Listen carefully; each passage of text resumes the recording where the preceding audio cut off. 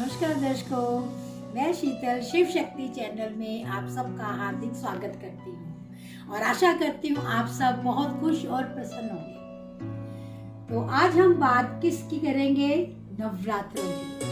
आप सबको बहुत बेसब्री से इंतजार है ना, उसी नवरात्रों की आज हम बात करेंगे। आप सब जानते हैं कि नवरात्रे तो सभी रखते हैं, ठीक है ना। सभी का कहने का मतलब कि बहुत सारे लोग रखते हैं और बहुत आशा भी रखते हैं, बहुत श्रद्धा भी रखते हैं। नवरात्रों में माँ रूप में आते हैं परमात्मा, माँ रूप बन के आती है माँ, ठीक है ना।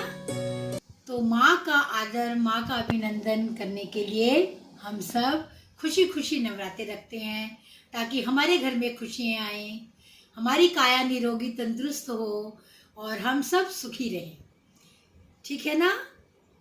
गुड। तो अब हम बात करते हैं नवरात्रों की, जिसका कि कलश रखने का जो समय है, सबसे पहले कलश का ही मेन होता है।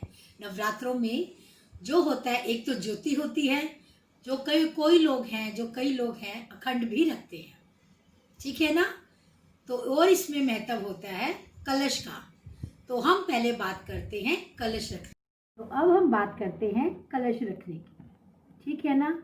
तो जो कलश रखने का समय है वो है सुबह 6:27 से 10:13 तक, ठीक है ना। और उसके बाद जो समय है कलश रखने का वो है 11:44 से 12:29 तक। ये हमारा समय है कलश रखने का। इस दोनों समय में आप कभी भी कलश रख सकते हैं अपने सुविधा अनुसार, ठीक है ना। अब हम करते हैं ज्योति की। ज्योत जलाते हैं, कई लोग अखंड ज्योत रखते हैं, ठीक है ना। बहुत सारे लोग हैं जो अखंड ज्योति जलाते हैं पूरे नवरात्रे दशहरे तक। पर उसका थोड़ा खास ध्यान रखना होता है। जब हम माँ को ज्योत रूप में अपने घर में विराजमान कराते हैं तो उनका ज्योत का बहुत ध्यान रखना होता है कि वो ज्योत बुझे ना, शांत ना हो और वो पूरे 9 दिन तक चलती रहे। तो इसका हमें खास ध्यान रखना होता है। और इसकी थोड़ी सी खास विधि होती है कि हमें थाली में पहले स्वास्तिक बनाकर, ठीक है ना, स्वास्तिक बनाकर चावलों से, पीले चावल कर लीजिए, सफ़ेद रहने दीजिए, जैसे आपकी इच्छा हो। चावल से लेकर हमने इसे स्वास्तिक बनाना है चावलों से, ठीक है। उसके ऊपर आप अपनी ज्योत रखिए और मोली की ज्योत जलाइए खड़ी हुई, ठीक है। मोली की खड़ी ज्योत जलाइए, शुद्ध घी इसमें डालिए और इतना ध्यान रखिए कि ज्योति ऐसी बनाइए, बत्ती ऐसी बनाइए जो कि 9 दिन तक जलती रहे। इसमें धीरे धीरे आप हर रोज़ देखते हुए घी डालते रहिए और इस ज्योत को प्रचंड कीजिए। शुभ समय में कीजिए, अपने घर परिवार की रक्षा के लिए, अपने घर परिवार में सुख शांति के लिए। किसी भी भाव से आप इसको ज्योत को रखेंगे तो आपको इसका पूर्ण शुभ फल प्राप्त होगा। और जब जो भी लोग ज्योत रखते हैं, अखंड ज्योत रखते हैं, जलाते हैं अपने घर में, तो उन्हें वहीं एक इंसान को, कम से कम घर में एक प्राणी को उस ज्योत के पास ही सोना चाहिए। नीचे जमीन पर सोना चाहिए, ज्योत से ऊपर नहीं, बेड पे नहीं।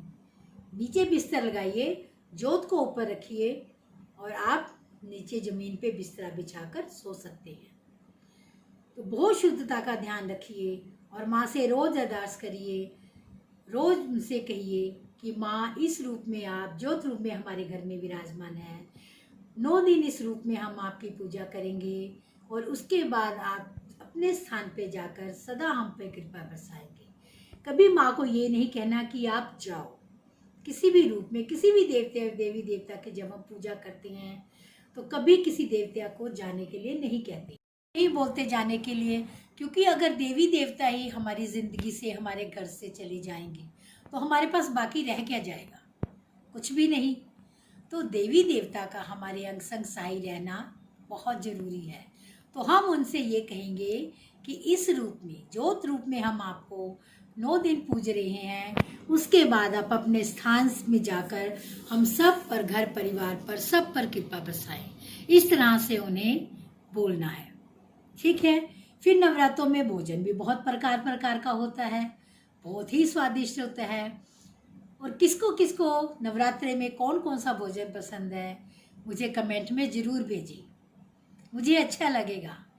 और हो सकेगा तो मैं भी आपको कुछ टिप्स दूंगी कि आप क्या खा सकते हैं, क्या नहीं खा सकते हैं, क्या क्या आपको खाना चाहिए। हर जो जितने भी लोग हैं, हर एक का अलग अलग रखने का ढंग होता है। कोई तो सिर्फ नमक एक समय खाता है, कोई हर समय खाता है। ये तो अपने अपने पे निर्भर करता है कि हमने किस विधि से कैसे रखना है। वैसे जो असली नवरात्रे का व्रत है वो भोजन एक समय ही नमक लेते हैं, फिर फलाहार कर सकते हैं, दूध पी सकते हैं, कुछ भी ले सकते हैं, लेकिन जो नमक है वो हमें नवरात्रों में एक ही वक्त खाना चाहिए, ठीक है ना। बाकी आपकी इच्छा है, जैसे आपकी इच्छा हो, जैसे आप चाहे वैसे आप रख सकते हैं। कई लोग बीमार होते हैं, सारा दिन भूखा नहीं रह सकते, तो उनके लिए कोई ये अनिवार्य नहीं है। वो चाहें व्रत रखना तो सारा दिन भी वो नमक ले सकते हैं। लेकिन इसमें जो खाना नहीं होता है वो होता है अन्न। इसमें हमको अन्न का भोजन नहीं करना है, इसमें हमें फलाहार ही करना है। जैसे कुट्टू का आटा होता है, सिंघाड़े का, ये सब है, ये हमने खाने होते हैं। चावल होते हैं जो व्रत के होते हैं, वो हम लोग खाते हैं। तो इसमें हमें सिर्फ फलाहार ही खाना है। किसी भी रूप में खाइए, रोटी के रूप में खाइए, चावल के रूप में खाइए, पर खाइए फलाहार ही, इसमें अन्न नहीं खाते हैं, ठीक है ना। आप तो वैसे भी बहुत समझदार हैं, मेरी बातों को बहुत अच्छी तरह सुन रहे हैं, समझ रहे हैं, और मैं आशा करती हूँ कि अपने जीवन में भी उतारेंगे। क्योंकि पहले भी मैंने यही कहा है कि जो चीज़ हम जीवन में उतारते हैं वही हमारे को फलित होती है और उसका हम सुख ले पाते हैं। जो हम सिर्फ बातों में ही लेते हैं वो फिर बातों में ही रह जाती है, उसका हमारे जीवन में कोई भी महत्व, कोई भी सुख नहीं ले पाते, ठीक है ना। तो जो भी मैं आपको बोलती हूँ, बताती हूँ, जो आपको अच्छा लगता है उसको जीवन में जरूर उतारिए। इसका आप सुफल लें, आप सुखी रहें, खुश रहें, प्रसन्न रहें और सदा परमात्मा की कृपा पे बनी रहें। जिस भी रूप में आप अपने इष्ट को याद करते हैं, जो भी रूप आपको पसंद है, जिस भी रूप में आपने अपने इष्ट को अपनाया हुआ है, उसके द्वारा आप बहुत सी भक्ति, बहुत सा सुफल और बहुत सब कुछ पा सकते हैं जो आप पाना चाहें, सिर्फ नियम को अपने जीवन में उतार के, ठीक है ना। अब नवरात्रों में आप कितने बजे खाते हैं, क्या क्या खाते हैं, क्या क्या करते हैं, ये सब आप हमें कमेंट में ज़रूर लिखिए, ठीक है। अब मैं यहीं पे अपनी वीडियो समाप्त करती हूँ। अगली वीडियो में मैं जल्द आपसे मिलूँगी और इसके ज़्यादा बहुत ही ज्ञान, नवरात्रों के लिए और भी ज़्यादा ज्ञान और भी ज़्यादा बातें हम करेंगे, जिससे आप खुश और सुखी रहें। इसी के साथ मैं शीतल बब्बर आपसे विदा लेती हूँ। नमः शिवाय।